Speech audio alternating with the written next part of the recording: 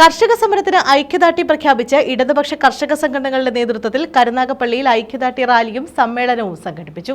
Post office സമീപത്തു നിന്ന് ആരംഭിച്ച റാലി ടൗൺ ചുറ്റി സമാപിച്ചു. കരുനാഗപ്പള്ളി ടൗണിൽ ചേർന്ന കർഷക സമര ഐക്യദാർഢ്യ റാലിയും സമ്മേളനവും കിസാൻ സഭ സംസ്ഥാന കമ്മിറ്റി അംഗം ബി ശ്രീകുമാർ ഉദ്ഘാടനം ചെയ്തു.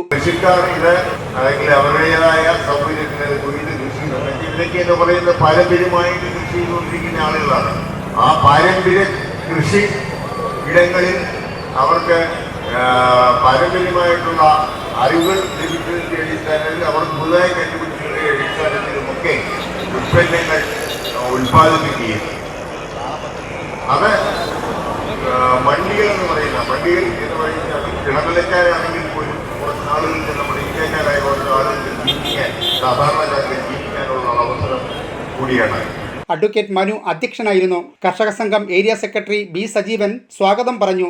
ജില്ലാ കമ്മിറ്റി അംഗങ്ങളായ advocate R Ambilikuttan, P N Vijayakrishnan, Reji photo park, Kisan Sabha ജില്ലാ എക്സിക്യൂട്ടീവ് അംഗം പി സി സുനിൽ, കിസാൻ സഭ ഓച്ചിറ മണ്ഡലം സെക്രട്ടറി സുരേഷ് താണുവേലിൽ തുടങ്ങിയവർ സംസാരിച്ചു.